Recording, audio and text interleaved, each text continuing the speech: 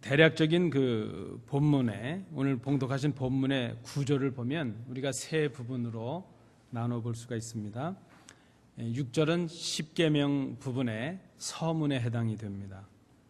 그리고 22절은 그 십계명에 대한 결과에 대한 해설이라 이렇게 볼 수 있고, 실질적인 십계명의 내용은 7절부터 21절의 내용이 소개가 되고 있습니다.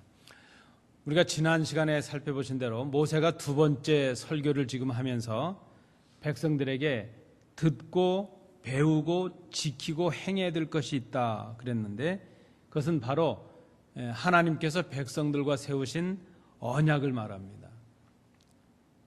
그 백성이 누구냐? 그 백성은 모세 앞에서 이 말씀을 듣고 있는 당시의 이스라엘 백성들뿐만이 아니라 바로 오늘 이 말씀을 듣는 우리다 하는 것을 우리가 지난번에 생각했습니다. 그리고 그 지켜야 될 언약의 내용의 요약이 바로 십계명이라 이렇게 말할 수 있습니다. 우리가 오늘은 십계명은 다 잘 아시는 내용이기 때문에 전체적인 윤곽과 십계명의 의미에 대해서 우리가 말씀을 나누도록 하겠습니다. 십계명의 시작의 말씀은 6절입니다. 이 6절은 계명을, 구체적인 십계명, 그 10가지의 계명을 주시기 전에 하나님께서 하나님을 스스로 소개하시는 그런 부분입니다. 서문이라 이렇게 말할 수 있죠. 나는 너를 애굽 땅에서 종되었던 집에서 인도하여 낸 너희 하나님 여호와라 이렇게 말씀을 합니다. 하나님의 백성들에게 하나님이 누구이신가 하는 것, 그리고 하나님께서 그 하나님의 백성들을 위해서 무엇을 하셨는지를 기억하라는 것이죠. 그것을 기억함으로 이제 계명을 시작하고 있다 이렇게 볼 수 있습니다. 다른 의미로 본다면 십계명을 지켜야 될 사람들이 누군가? 하나님과 관계를 맺은 사람들이죠. 그 사람들은 하나님이 누구이신가 하는 것을 알아야 되는 사람들이고, 하나님께서 자신들을 위해서 무엇을 하셨는가 하는 것을 아는 사람이 되어야 된다 하는 것입니다. 이 서문의 내용은 어떻게 보면 이제 이 10가지의 계명을 주시면서 이 계명을 순종하고 이 계명에 철저하게 충성하라 이렇게 요구하시는 이유가 무엇인가 하는 것을 말씀을 합니다. 왜 하나님께서 십계명을 순종할 것을 요구하십니까? 백성들의 여호와이시기 때문이죠. 참 하나님이시기 때문이요. 그 하나님께서 애굽의 종되었던 자리에서 구원해 주신, 죄와 사망으로 죽었던 우리를 구원해 주신 하나님이시기 때문이라는 것입니다. 그래서 이제 7절 이하에 소개가 되고 있는 이 10개의 명령의 말씀들, 이것은 하나님이 나에게 누구이신가 하는 것을 고백하는 사람들, 그리고 그 하나님께서 나를 구원하시기 위해서 무엇을 하셨는가 하는 것을 깨닫는 사람들에게 주시는 사랑의 약속이라 말할 수 있습니다. 일방적인 약속이 아니고 쌍방의 언약이라 하는 것이죠. 그리고 그 계명을 지키는 자에게는 또 복을 더하시겠다 하는 사랑의 약속이라 이렇게 말할 수 있습니다. 이 서문의 내용이 6절의 말씀입니다. 말씀드린 대로 22절의 말씀은 십계명 전체에 그 오늘 본문에 나타나는 어떤 십계명의 결과의 어떤 해설을 말하고 있는데, 한마디로 말하면 모세 자신이 이 하나님의 계명의 전달자라 하는 것을 드러내고 있습니다. 두 번째 설교, 지금 우리가 이 두 번째 설교 부분을 살피고 계시는데, 두 번째 설교 부분의 특징을 제가 지난번에 설명을 드렸습니다. 그것은 무엇인가 하면 하나님께서 직접 말씀하시는 형태가 아니고 모세가 하나님의 말씀을 받아서 그 말씀을 해석하고 해설해서 선포하는 설교의 형태가 이 두 번째 설교의 내용이라 그랬습니다. 그런데 오늘 함께 봉독하신 이 십계명의 부분은 모세가 해설해서 주는 부분이 아니고 하나님께서 직접 주시는, 그런 하나님께서 직접 말씀하시는 형태로 이루어지는 것을 봅니다. 그래서 7절 이후에 이렇게 보시면 하나님께서 스스로를 나라고 표현하시죠. 그리고 그 말씀을 듣고 있는 백성들을 너 혹은 너희 이렇게 표현하시면서 그렇게 호칭하시면서 말씀을 하고 있습니다. 이것은 모세가 하나님의 말씀, 모세가 전해서 해설하는 말씀의 형태가 아니고 하나님께서 직접 말씀하시는 형태로 이 십계명이 주어지고 있다는 것입니다. 두 번째 설교의 내용은 그렇지 않은데 이 십계명의 부분만 그렇다는 것이죠. 그러니까 이 십계명의 부분에서 모세는 어떤 자기의 어떤 언어로 해설하고 가감해서 전하고 있는 것이 아니라 하나님께서 직접 전하시는 내용을 보도하고 있다, 리포트하고 있다 이렇게 볼 수가 있습니다. 이제 우리가 구체적으로 계명을 좀 살피시겠습니다. 7절부터 11절의 말씀, 이 말씀은 1계명에서 3계명의 말씀을 다루고 있습니다. 이것은 어떻게 보면 하나님께서 백성들에게 하나님만을 경외하라는, 하나님만을 섬기라는 어떤 독점적인 요구를 하고 계신 것을 봅니다. 이것은 말씀드린 대로 하나님을 모르는 사람들에게 주는 말씀이 아닙니다. 하나님과 관계를 맺고 언약을 맺은 사람들에게 주시는 말씀입니다. 하나님이 누구인지를 깨달아야 되고 그 하나님께서 무엇을 행하셨는가를 고백하는 사람들이, 하나님과 관계를 맺은 사람들이 어떤 삶의 내용을 가지고 살아야 되는가, 어떤 삶을 가져야 되는가 하는 것을 말씀하고 있습니다. 그러니까 이 십계명의 말씀은 믿지 않는 자들에게 주는 말씀이 아니라 믿는 자들에게 주시는 삶의 내용, 믿는 자들이 어떻게 살아가야 될까 하는 것을 주시는 말씀이라 말할 수 있습니다.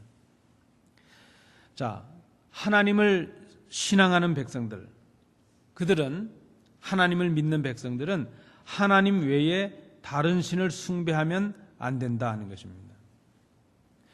하나님의 형상을 그 어떤 피조물의 모습으로도 새겨 놓아서도 안 된다 하는 것입니다. 하나님의 이름을 헛되이 부르거나 그렇게 사용해서는 안 된다는 것입니다. 하나님의 백성은, 하나님을 믿는 하나님의 백성은 이 땅을 살아가는 동안 하나님이 기뻐하시는 삶을 살아가는 백성이 되어야 됩니다.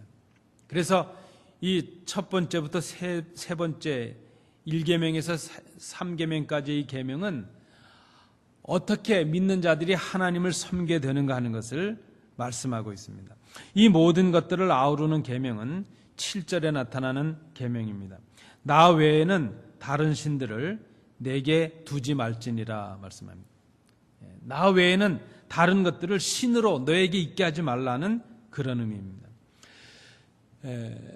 그런데 나 외에는 다른 신들을 내게 두지 말라 하는 이 말은 좀 다른 의미로 우리가 해석을 해야 됩니다.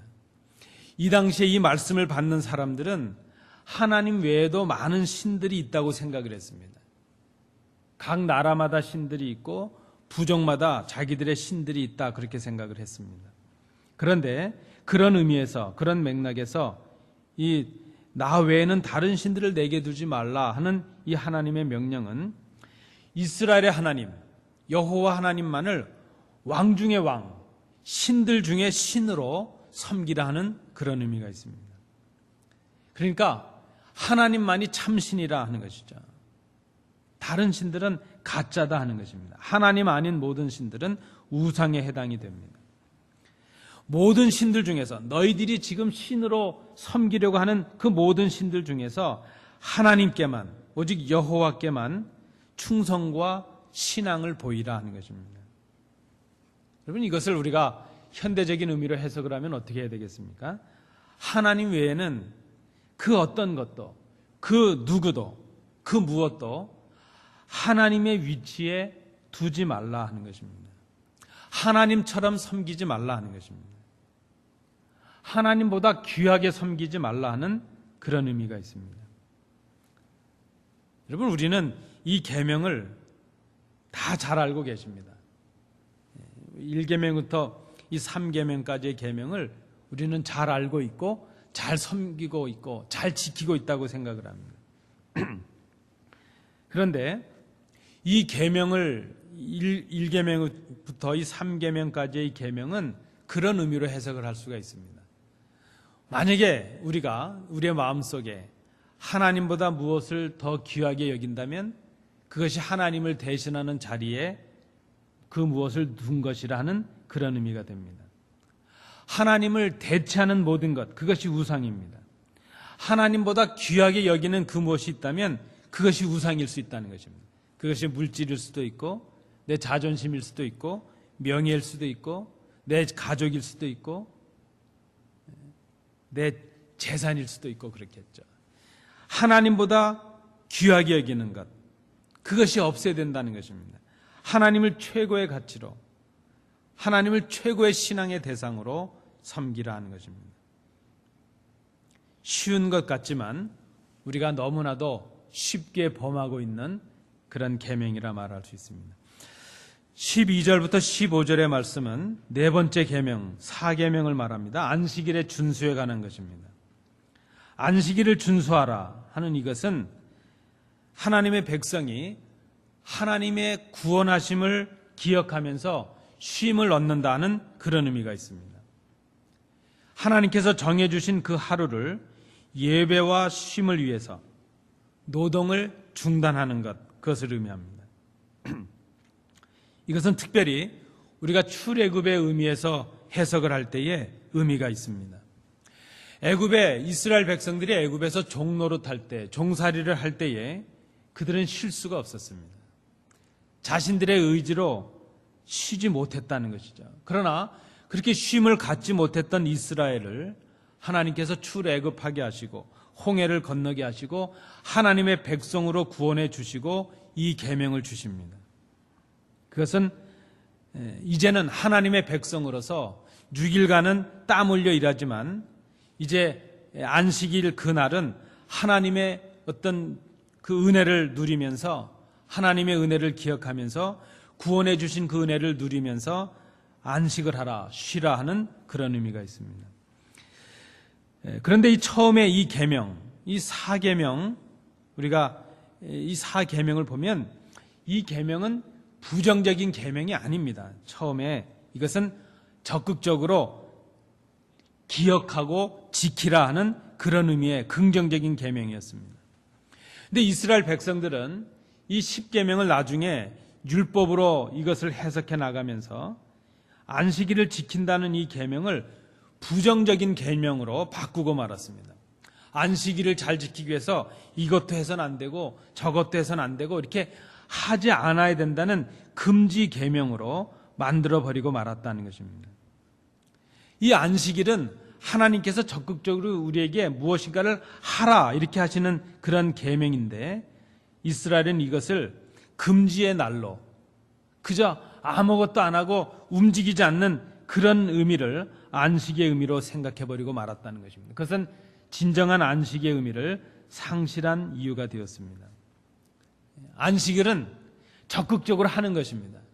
적극적으로 하나님을 섬기는 날이요, 적극적으로 쉬는 날이요, 하지 않는 날이 아니라 하나님의 그 은혜를 누리기 위해서 적극적으로 하는 날이라는 것입니다. 출애굽기 20장 8절에 이 안식일에 대한 계명을 보면 이렇게 기록하고 있습니다. 안식일을 기억하여 거룩하게 지키라 이렇게 말씀을 합니다. 그러나 오늘 우리가 읽으신 이 신명기 본문에서는 보다 적극적으로 의미를 바꾸고 있습니다. 단순히 기억하는 정도가 아니라 거룩하게 지켜야 하는 날로 이제 강조하고 있는 것을 봅니다. 그리고 이 안식일의 의미가 개인뿐만이 아니라 이스라엘 백성뿐만이 아니라 좀 더 확대되어 있는 것을 봅니다. 이 안식의 쉼에는 이스라엘 백성을 포함해서 백성 자신들에게 속해 있는 모든 가족들, 또 종이 있다면 종들, 심지어 그 집에 임시로 머물고 있는 나그네들, 모든 가축까지도 포함하고 있는 것을 봅니다. 이것은 쉬운 일이 아닙니다. 그저 우리가 생각할 때는 이 안식일이라는 것을 지금 우리가 현대적인 의미로 주일 성수의 의미로 해석을 한다면 그저 온 가족이 하나님 앞에 경배하는 날, 온 가족이 하나님의 말씀 앞에 나오는 날, 심지어 그 집에 속한 나그네까지, 가축까지, 이것은 그 의미와 하나님께서 요구하시는 정도의 그 의미를 우리가 심각하게 생각해야 될 것입니다. 철저하게 안식일을 준수할 것을 명령하신 것을 의미합니다. 이 날은 금지하는 날, 이거 저거 안 하는 날이 아니라 하나님의 은혜를 누리면서 하나님과 더불어 기쁨을 누리는, 하나님을 기쁘시게 하고 우리도 그 은혜를 누리는 그런 날로 우리가 만들어야 될 것입니다. 16절을 보시겠습니다. 16절은 이제 5계명을 말씀하고 있습니다. 이것은 부모에 대한 공경의 계명입니다. 출애굽기 20장에 나타나는 5계명은 오늘 본문보다 간략합니다. 이렇게 기록하고 있습니다. 내 부모를 공경하라. 그리하면 내 하나님 여호와가 내게 준 땅에서 내 생명이 길리라. 그렇게 말씀을 합니다. 그런데 그 출애굽기 본문보다는 이 신명기 본문이 상대적으로 조금 길게 되어 있습니다. 먼저 부모를 공경하라 하는 이 말씀이 하나님의 명령인 것을 다시 강조를 하고 있습니다. 너는 내 하나님 여호와께서 명령한 대로, 이렇게 말합니다. 부모를 공경하라는 것이 하나님의 특별한 명령이라는 것을 다시 강조하고 있는 것입니다. 또한 그 계명을 지키는 자에게 출애굽기에 없는 복에 대한 언급이 첨가가 되고 있습니다. 내 부모를 공경하라. 그리하면 내 하나님 여호와가 내게 준 땅에서 내 생명이 길리라 하는 말씀에 복을 누리리라 하는 말씀이 신명기에는 첨가가 되고 있는 것을 봅니다. 그런데 1계명부터 3계명, 그리고 안식일에 대한 계명과 이 부모에 대한 계명, 안식일 계명과 5계명이, 4계명과 5계명이 한 짝으로 이루어져 있는 것을 봅니다. 그것은 우리가 부모를 공경한다 하는 이것을 하나님께 예배하는 그런 날, 안식일을 지키는 그런 차원에서 부모를 공경해야 된다는 것을 강조하고 있는 것으로 볼 수 있습니다. 그러니까 부모를 공경하는데 어떤 자세와 어떤 마음으로 해야 되는가 하면 하나님을 섬기는 것 같은 마음으로, 하나님께 예배하는 것 같은 그런 자세와 그런 심정으로 부모를 공경하라 하는 그런 의미로 해석을 해볼 수가 있습니다. 한 가정의 질서를 바로 세우는 것, 그것은 그저 동떨어진 것이 아니라 위로는 하나님을 섬기는 일과 연결이 되어 있고 옆으로는 형제 사랑, 공동체 사랑, 이웃 사랑, 그 공동체를 바로 세우는 그 모든 기초가 되는 것과 연결이 되어 있다는 것입니다. 그래서 하나님을 사랑하고 이웃을 사랑하라는 그 핵심 기초 가운데 부모를 공경하라 하는 것이 하나의 연결고리로 이루어져 있는 것을 우리가 볼 수 있습니다. 이제 17절부터 21절 말씀입니다. 이 계명은 6번째부터 10번째 계명입니다. 이 계명은 신앙 공동체의 질서를 위해서 주시는 계명으로 우리가 정리를 해볼 수 있습니다. 하나님의 백성된 사람들이 그 믿음으로 이룬 공동체 안에서 어떤 삶을 살아가야 될 것인가 하는 것을 이제 명령해 주십니다. 그런데 이 6번째부터 10번째까지의 계명은 하나같이 하지 말라 하는 계명으로, 금지의 명령으로 이루어져 있는 것을 봅니다. 우리 6번째 계명부터 보시겠습니다. 살인하지 말라 말씀합니다. 이것은 사람의 생명을 존중하라 하는 말씀이죠. 간음하지 말라 하는 말씀입니다. 이 간음하지 말라는 것은 결혼의 거룩함을 존중해서 가정을 무너뜨리지 말라는 그런 의미가 있습니다.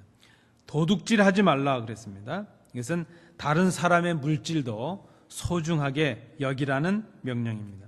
내 이웃에 대해서 거짓 증거하지 말라 말씀합니다. 내 명예가 중요한 것처럼 다른 사람의 명예도 중요한 줄 알고 소중하게 여기라는 그런 의미의 계명입니다. 내 이웃의 아내나 그의 소유를 탐내지 말라 명령합니다. 이것은 하나님께서 나에게 주신 것에 대해서 스스로 만족할 수 있는, 자족할 수 있는 그런 절제의 덕을 갖추라는 명령입니다. 이 6번째부터 10번째까지의 이 계명이 공동체의 질서를 세우기 위한 계명으로 주어진 것을 봅니다. 여러분 어떠신가요? 이 10계명이 다 그렇지만 6번째 계명부터 10계명 10번째까지 계명을 우리가 잘 지키고 있는가 하는 것이죠. 아마 이렇게 생각하실 분이 있을지 몰라요. 내가 언제 살인한 적이 있나? 내가 간음한 적이 있나? 나는 도둑질한 적이 없는데, 나는 이 계명을 잘 지키는데, 이렇게 생각하실 수 있습니다. 그러나 우리 주님은 이 10계명으로 주어진 이 계명보다 우리 믿는 자들에게 더욱 엄격한 잣대를, 기준을 제시하고 계십니다. 여러분 아시는 대로 행동으로 한 것뿐만이 아니라 마음의 생각, 의도, 거기서부터 이 계명을 순종하고 지키라, 그렇게 말씀을 합니다. 그래서 주님의 말씀에 의하면 형제를 미워하는 것이 살인한 것이 된다는 것입니다. 여자를 보고 의욕을 품었다면 이미 그것이 간음한 것이 된다는 것입니다. 남의 것을 보고 탐하는 마음이 생겼다면 이미 그것이 도둑질한 것이 된다는 것입니다.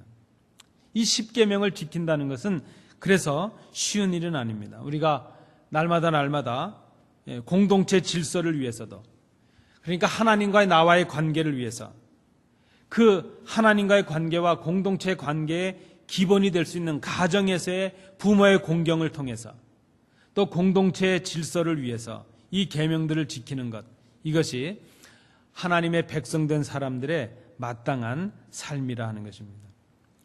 우리가 이 10계명의 의미를 한 4가지 정도로 정리를 해봅니다. 첫째는 이 10계명은 하나님께서 주신 계명입니다. 모든 말씀이 다 하나님의 명령이요 계명이지만 특별히 10계명은 하나님께서 친히 하나님의 백성들에게 주신 계명이라는 것을 기억해야 될 것입니다. 모세는 지금 모압 평야에서 이스라엘 백성 앞에서 이 말씀을 선포하면서 그 서두에 자기의 설교를 더하기 전에 가감없이 하나님께서 말씀하신 그 하나님께서 주신 명령의 형태로 이 계명을, 10계명을 백성들에게 주고 있습니다. 왜 10개로 정리했을까? 많은 분들이 이 10개로 정리한 것에 대해서는 해석이 동일합니다. 기억하기 위함이라는 것이죠. 그리고 암기를 위한 것이었다는 것입니다. 특별히 공동체 질서를 위해서 주어지는 17절부터 21절에 나타나는 이 계명은요, 우리 한글 성경으로 보면 살인하지 말지니라, 간음하지 말지니라 이렇게 문장으로 되어 있지만 히브리어 성경으로 보면 딱 2단어로 기록들이 됩니다. 그러니까 그것을 좀 히브리 성경에 맞게 우리가 우리 한국어 성경을 번역한다면 오히려 이것이 더 적절할 것 같아요. 17절 같으면 살인 금지, 간음 금지, 도둑 금지 이런 식으로 간략하게 기록한 것을 봅니다. 왜 그랬을까? 이것은 기억과 암기를 위해서 그렇게 했을 것이라는 것입니다. 왜 기억을 하고 왜 암기를 하게 합니까? 생활 속에서 실천하게 하기 위함이죠. 그러니까 이 10계명은 이런 10계명이 있대 이렇게 그저 우리에게 지식을 더하는 정도로 끝나는 것이 아니라 이것을 우리의 생각으로, 우리의 기억 속에 두고 우리의 결단을 가지고 실천해야 될 하나님의 명령이라는 것을 우리가 생각해야 된다는 것입니다. 그런 의미에서 이 10계명을 우리가 대할 때에 그저 이스라엘 백성들에게 광야에서 주셨던, 옛사람들에게 옛시대에 주셨던 옛 교훈 정도지 그렇게 생각해서는 안 된다는 것입니다. 말씀드린 대로 이 계명은 실천을 위해서 오늘 우리들에게 주시는 하나님과의 관계에서, 가정에서, 공동체의 삶 속에서, 이웃과의 삶 속에서 우리가 지켜야 될 삶의 명령으로 주시는 말씀이라는 것입니다. 여러분 5장 2절 3절에 보면 모세가 모압 평야에서 이 말씀을 이제 후대들에게 전하면서 호렙산에서 들었던 그 조상들이 아닌 그 후대들에게 이 호렙산에서 주셨던 십계명의 말씀을 다시 전하면서 그 백성들에게 주는 말씀이 있습니다. 이 언약은 오늘 여기 살아있는 우리, 곧 우리와 세우신 언약이라 그렇게 말씀을 합니다. 이 말씀에 우리가 주의를 해야 될 것입니다. 이 십계명은 호렙산에서 이 말씀을 듣고 있는 백성들의 조상과 맺었던 언약입니다. 그러나 모세는 그 후대들에게 이 말씀을 주면서 바로 이 말씀을 듣고 하나님과 언약을 맺고 있는 백성들이 바로 너희다 하는 것을 말씀하고 있습니다. 그런 의미에서 우리가 이 말씀을 단순히 모압 평야에 모여있던 이스라엘 백성들에게 주셨던 말씀 그렇게 기억해서는 안 될 것입니다. 이 계명의 말씀은 하나님을 아버지로 고백하는 우리들에게 오늘도 들려지고 기억되고 행해져야 될 말씀으로 오늘 우리들에게 주시는 말씀으로 받아야 된다는 것입니다. 여러분, 그리스도를 통해서 하나님의 자녀되고 하나님의 백성된 우리가 마땅히 살아가야 될 하나님과 가정과 이웃과의 삶 속에서 마땅히 살아내야 될 삶의 도리요, 삶의 내용이요, 삶의 기준이라 이렇게 말할 수 있습니다. 하나님께서 이 계명을 지키는 자에게 복을 약속하십니다. 그러니까 이 십계명은 우리를 얽어매는 틀로 이해할 것이 아니라 우리에게 복 주시기 원하시는, 우리를 통해서 기뻐하시길 원하시는 하나님의 사랑의 약속으로 우리가 받아야 될 것입니다. 이것을 행하면 하나님께서 우리에게 더 큰 복을 주시겠다고 약속하시는 그런 은혜의 약속인 것이죠. 네, 여러분, 우리가 좀 우리 스스로를 돌아봐야 될 것입니다. 그래서 우리는 십계명을 쉽게 생각합니다. 그래서 하나님께서 이스라엘 백성들에게 주셨던 옛날 계명이지, 오늘 이 시대에 우리하고는 무관한 계명이지 그렇게 생각을 합니다. 그렇지가 않다는 것입니다. 이 십계명을 이스라엘 백성뿐만 아니라 오늘 우리에게 주시는 우리가 지켜야 될 하나님의 엄유하신 명령으로 받아야 된다는 것입니다. 또 하나 우리가 이 십계명을 생각하면서 기억하셔야 될 것은 이 십계명이 단지 우리에게 주시는 일방적인 하나님의 명령이 아니라 우리와 맺으신 쌍방의 언약, 약속이라 하는 것입니다. 이 십계명은 호렙산에서 이스라엘 백성들에게 주어질 때에 언약으로 주어진 것입니다. 하나님께서 이스라엘을 구원하신 하나님이 되셨고 백성들이 하나님을 하나님으로 섬기는, 이제 하나님으로 잘 섬기겠다는 그 약속에 대해서 이제 하나님의 백성된 사람들이 어떻게 살아가야 될 것인가는 지침을 주신 것이 바로 십계명이었습니다. 그래서 이 십계명은 하나님의 백성, 하나님께서 백성들을 향하신 그 사랑의 약속과 하나님을 향한 다짐과 결단이 담겨져 있는 쌍방의 약속과 언약이었다는 것입니다. 그래서 이 계명 속에는 우리를 향하신 하나님의 명령만 있는 것이 아니라 하나님을 향한 우리의 고백이 있고 서약이 있고 우리의 다짐이 담겨져 있다는 것입니다. 여러분, 계약이라는 것은 쌍방이 조인을 해야 맺어지는 것 아니겠습니까? 하나님께서 이 십계명을 주신 그것은 언약의 결과로 주신 것인데 그 언약은 하나님과 이스라엘 백성들 간에 서로의 약속에 의해서 맺어진 결과가 십계명이었다는 것입니다. 우리가 이 하나님의 계명을 받는다는 것, 이것은 우리가 하나님을 향해서 해야 될 것도 있는 것이죠. 우리를 향하신 하나님의 약속도 있지만 하나님을 향하신 우리의 결단도 이 십계명 속에 들어가 있다는 것입니다. 그래서 이 십계명을 단순히 그저 믿는 우리들을 제한하고 얽어매는 딱딱한 규칙으로 이해하는 것은 잘못된 이해입니다.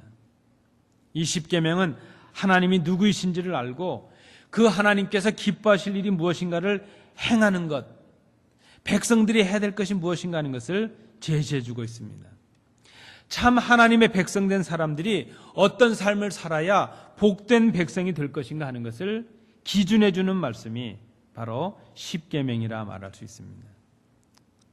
하나님을 믿는 백성들이 어떤 삶을 살아가야 되는 사람들인지, 하나님의 백성들은 이웃과의 삶 속에서 어떤 삶으로 보여질 수 있는지, 가정의 삶 속에서는 어떤 모습으로 보여져야 되는지 그 삶의 기준을 보여주는 말씀이 바로 십계명이라 하는 것입니다. 여러분, 말씀을 맺습니다. 오늘 우리가 이 말씀 앞에서 좀 십계명을 너무 쉽게 생각하고 있는 우리의 생각을 좀 주의하고 버려야 될 것입니다. 우리의 이기적인 욕심을 채우기 위해서 그저 돈을 주인으로 삼고 다른 사람들을 수단으로 삼아가는 우리의 모습들이 있다면 그것을 돌이켜야 될 것입니다. 하나님을 참 하나님되게 섬기고 사람을 사람답게 사랑하는 참 신앙의 기준이 바로 십계명인 것을 우리가 기억해야 될 것입니다. 우리의 가정과 교회와 이웃과의 우리의 일상의 삶 속에서 우리의 생각, 우리의 소유, 우리의 시간, 우리의 생명, 우리의 가진 모든 것들이 하나님께 드려지고 있는가 하는 것을 이 십계명을 통해서 정직하게 돌아보고 우리의 삶을 돌이켜야 될 것입니다. 그래서 오늘 이 십계명을 통해서 우리가 생각합니다. 나에게 하나님이 누구이신가 하는 것을 먼저 생각할 수 있어야 됩니다. 그리고 그 하나님께서 나를 위해서 무엇을 하셨는가 하는 것을 먼저 생각할 수 있어야 됩니다.